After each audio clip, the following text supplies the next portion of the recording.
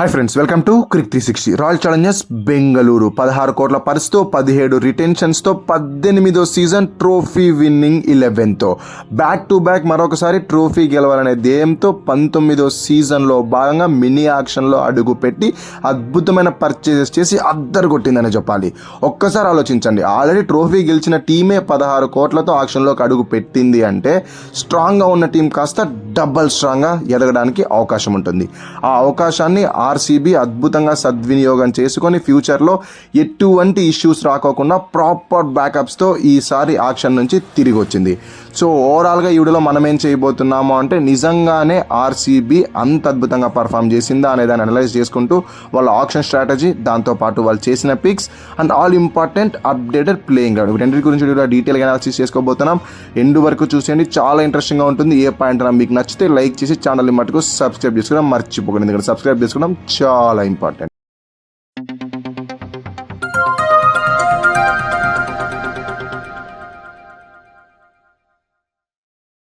First of all RCB వాళ్ళు ఈసారి 10 మందిని టార్గెట్ చేసి 8 మందిని దక్కించుకున్నారు. అంటే సక్సెస్ పర్సెంటేజ్ 80 ఉంది. అంటే వాళ్ళు ఏ ప్లేయర్ కోసం అనవసరంగా ట్రై చేయకోకుండా కావాల్సిన ప్లేయర్స్ని మైండ్లో ముందుగానే అనుకొని వచ్చి ప్రాపర్గా గ్రౌండ్ వర్క్ చేసి కావాల్సిన ప్లేయర్స్ అందరినీ బేస్ ప్రైజులకే దక్కించుకోగలిగారు. ఏవో 1 or 2 ప్లేయర్స్ కోసం హై ప్రైజింగ్ వెళ్ళుండొచ్చు, కానీ మిగతా ప్లేయర్స్ అందరినీ చాలా తక్కువ మనీకే దక్కించుకున్నారు. అండ్ వాళ్ళ ప్లాన్ కూడా క్లియర్గా ఉంది. అందుకనే కదా 10 మందిని టార్గెట్ చేస్తే 8 మందిని సొంతం చేసుకున్నారు. ఈ 8 మందిలోకి టాక్ ఆఫ్ ది టౌన్గా నిలిచింది ఎవరు అంటే మంగేష్ యాదవ్. అసలు ఎవరు ఈ మంగేష్ యాదవ్ అని మీరు తెగ వెతికేసి నింటారు, మీకు స్టాట్స్ కూడా దొరికేసి ఉంటాయి. బట్ కాకపోతే నేను ఈరోజు గ్రౌండ్ వర్క్ చేస్తూ కొన్ని స్టాట్స్ చూశాను భయ్య. ఆ స్టాట్స్ చూసి నాకు లేచి చప్పట్లు కొట్టాలనిపించింది, అంత అద్భుతంగా ఉన్నాయి. అసలు బ్యాటింగ్లో అయితే అంత గొప్పగా ఏం లేదు. 18 మ్యాచెస్లో 441 రన్స్ చేశాడు, నాట్ బ్యాడ్ అట్ ఆల్.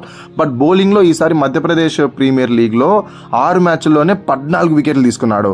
అందులో 3 మ్యాచ్ల్లో 4 వికెట్ అంటే అర్థం చేసుకున్న తన కన్సిస్టెన్సీ ఎంత గొప్పగా ఉందో అని. మ్యాచ్ని తిప్పేయగల స్పెల్స్ అయితే అతను వేస్తూ వచ్చాడు.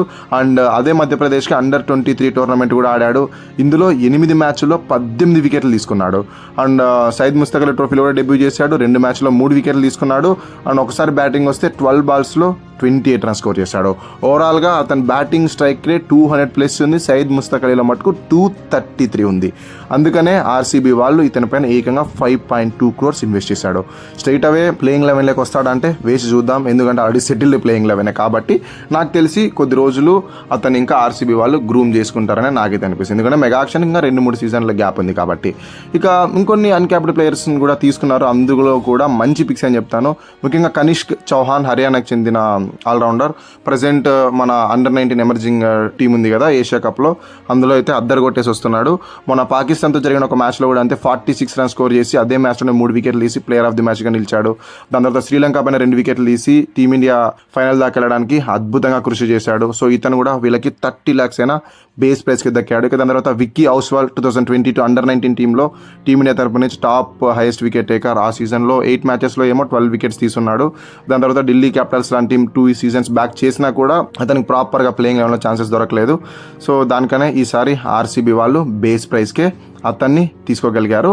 ఇక దాని తర్వాత ఇంకొంతమంది అన్క్యాప్డ్ ప్లేయర్స్ కోసం కూడా ట్రై చేశారు, అకీబ్ నబీ అండ్ విరాట్ సింగ్ లాంటి ప్లేయర్స్కి. సో బట్ వాళ్ళైతే దొరకలేదు, కాస్త హై ప్రైస్కి వెళ్ళిపోయారు. సో దానివల్ల వాళ్ళిద్దరు ప్లేస్లో ఇంకొక 2 ప్లేయర్స్ని అయితే తీసుకున్నారు. వాళ్ళ స్టాట్స్ కూడా అద్భుతంగానే ఉన్నాయి. అందులో భాగంగా విహాన్ మల్హోత్రా, పంజాబ్కి చెందిన ప్లేయర్, ప్రజెంట్ బ్యాటింగ్ బీస్ట్ ఫామ్లోనే ఉన్నాడు. ఇప్పటికే 4-5 సెంచరీలు చేసి వస్తున్నాడు. అండ్ మొన్న ఇంగ్లాండ్ అండర్-19 టీంతో కూడా 120 రన్స్ ఒక సెంచరీ చేస్తున్నాడు. సో ఇతను కూడా వీళ్ళకి అద్భుతంగానే పనికొస్తాడు. ఇక అన్నిటికన్నా సర్ప్రైజింగ్ అనిపించింది ఏంటి అంటే వీళ్ళు గ్రౌండ్ వర్క్ కూడా బాగా చేస్తున్నారని అనిపించిన విషయం ఏంటి అంటే సాత్విక్ దేశ్వాల్ ఈసారి పాండిచ్చేరి ప్రీమియం లీగ్లో జస్ట్ 6 మ్యాచెస్లోనే 14 వికెట్స్ తీసుకుని మంచి ఫామ్లో ఉన్నాడు. సో అలాంటి ప్లేయర్ని కూడా వీళ్ళు మంచిగా గ్రౌండ్ వర్క్ చేసి తీసుకున్నారంటే అర్థం చేసుకోండి. ఈసారి ఆర్సీబీ స్కౌట్స్ అండ్ మేనేజ్మెంట్ ఎంత అద్భుతంగా పర్ఫామ్ చేశారనేది. సో ఇవి మేజర్గా 5 అన్క్యాప్డ్. ఇక క్యాప్డ్ పిక్స్ కూడా అంతే వేరే లెవెల్గా చేశారు. జాకబ్ డఫీ ఈసారి జస్ట్ 2 crores ఆర్సీబీకి దక్కాడంటే నేను నమ్మలేకపోతున్నాను. Present number 1 T20 bowler, 35 మ్యాచెస్లోనే 53 wickets తీసుకున్నాడు T20Sలో. అండ్ దాంతోపాటు ఓడిఐస్లో కూడా అంతే 19 మ్యాచెస్లోనే 35 వికెట్స్ వికెట్స్ తీస్తున్నాడు. సో ఇంత గొప్ప స్టాట్స్ కలిగి ఉన్న ఒక న్యూజిలాండ్ బౌలర్ అండ్ దాంతోపాటు swing specialist, death over specialist, 2 abilities కలిగి ఉన్న ప్లేయర్ ఆర్సీబీకి 2 కోట్లకే దక్కాడు అంటే ఒక్కసారి ఆలోచించండి. హెజల్వుడ్కి ఏమైనా ఇంజురీస్ కన్సర్న్స్ వచ్చినా కూడా జేకబ్ డఫీ స్ట్రైట్ అవే ప్లేయింగ్ లెవెన్లోకి రాగల ఎబిలిటీ ఉన్న బౌలరే. తర్వాత జార్డన్ కాక్స్, ఇతను ఎందుకు తీసుకొని ఉంటారంటే లాస్ట్ సీజన్ 2024లో ది 100లో ఆల్ ఇన్విన్సిబుల్స్కి top highest run getter and కన్సిస్టెంట్గా తర్వాత మిగతా లీగ్స్లో కూడా ఆడుతూ ఉన్నాడు. సో ఫిలిప్ సాల్ట్కి ఎలాగో ఒక బ్యాకప్ కావాలి కాబట్టి జార్డన్ కాక్స్ని అయితే తీసుకోవడం జరిగింది. ఇంగ్లాండ్కి చెందిన మరొక వికెట్ కీపర్ బ్యాటర్. ఇక వెంకటేష్ అయ్యర్, ఇందులో అయితే పెద్ద సర్ప్రైజింగ్ ఏం లేదు. లాస్ట్ సీజన్లోనే ఆర్సీబీ వాళ్ళు నిజంగా ట్రై చేశారో లేదంటే పర్స్కాల నిజంగా ట్రై చేశారో తెలియదు, కానీ ఇతని కోసం కూడా గట్టిగానే ట్రై చేశారు. 23 crores దాకా వెళ్ళాడు. బట్ ఈసారి దాంట్లో కేవలం 33% అయినా 7.2 crores దక్కించుకోగలిగారు. ఇతన్ని స్ట్రైట్ అవే నెంబర్ 3లో ప్లేయింగ్ లెవెన్లో ఆడేశారు అనుకుంటున్నాను, దేవత్ పడికల్ని డ్రాప్ చేసి. నేను ఒకసారి ప్లేయింగ్ లెవెన్ చూసేద్దాం, అప్పుడు మీకు క్లారిటీ వస్తుంది. ఓపెనర్స్కి as usual Phillip Salt and Virat Kohli. Number 3లో మన వెంకటేష్ అయ్యర్. నెంబర్ 4లో కెప్టెన్ రజత్ పతిదార్. 5లో జితేష్ శర్మ. 6లో టీమ్ డేవిడ్. 7లో కృణాల్ పాండ్యా. 8లో రొమారియో షెపర్డ్. 9లో భువనేశ్వర్ కుమార్. 10లో జాస్ హెజల్వుడ్. 11లో శ్రియా శర్మ.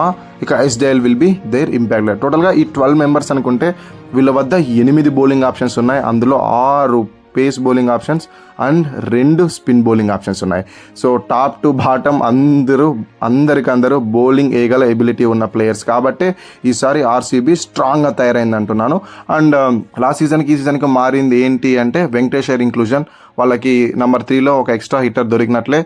గతంలో ప్రైస్ ట్యాగ్ ప్రెషర్ ఉండి సరిగ్గా పర్ఫామ్ చేయలేకపోయాడు, కానీ వెంకటేష్ అయ్యర్ నిజంగానే ఒక మంచి ఆల్రౌండర్. సరిగ్గా యూటిలైజ్ చేసుకుంటే బౌలింగ్లో 1 or 2 overs ఇచ్చినా కూడా ఎక్కువ యూటిలైజ్ చేసుకోవాల్సింది బ్యాటింగ్లోనే. నెంబర్ 3లో ఆ ఫైర్ పవర్ అయితే కంటిన్యూ చేయగల ఎబిలిటీ అతనికి ఉంది. ఈసారి ప్రైస్ ట్యాగ్ ప్రెషర్ కూడా లేదు కాబట్టి ఆర్సీబీకి ఈసారి ఇతను తప్పకుండా బీస్ట్ మోడ్లోనే టర్న్ ఆన్ అవుతాడని నేనైతే ఆశిస్తున్నాను. ఇక మిగతా ప్లేయర్స్ అంతా అంతే. బ్యాకప్ మంగేష్ యాదవ్ కూడా అంత తొందరగా రష్ చేయరు ప్లేయింగ్ లెవెన్లోకి. గతంలో కూడా రషీద్ దరసలం తీసుకుని వెంటనే ప్లేయింగ్ లెవెన్లో పెట్టుకోలేదు, వాళ్ళు గ్రూమ్ చేసుకుంటూ ఉన్నారు. సేమ్ ఇతను కూడా ఇలాగే గ్రూమ్ చేసుకుంటారని నేను అనుకుంటున్నాను. బౌలింగ్ డిపార్ట్మెంట్ నో చేంజెస్ కదా, సో దాని గురించి కూడా పెద్దగా మాట్లాడాల్సిన అవసరం లేదు. మిడిల్ ఆర్డర్లో Tim David and Romario Shepherd ఎప్పుడులాగే మంచి ఫామ్లో ఉండే. లివింగ్స్టన్ వెళ్ళిపోయినా కూడా వాళ్ళకి ఏం ఇబ్బంది లేదు. టీమ్ డేవిడ్ ఆ స్లాట్ని సమర్థవంతంగా పోషించగలడు. రజత్ పతిదార్ ఒక్కటి ఇంజురీస్ ఏవి లేకోకుండా ఫిట్గా ఉన్నాడంటే 1 more trophy లోడింగ్ అని అంటాను. ఓవరాల్గా ఇది నా అనాలిసిస్. దీనిపై మీ ఒపీనియన్స్ ఏంటో కింద కామెంట్లో తెలియజేయండి. అండ్ ఆల్ ఇంపార్టెంట్, వీడియో నచ్చితే లైక్ చేసి ఛానల్ మటుకు సబ్స్క్రైబ్ చేసుకోవడం మర్చిపోయింది. సబ్స్క్రైబ్ చేసుకోవడం చాలా ఇంపార్టెంట్.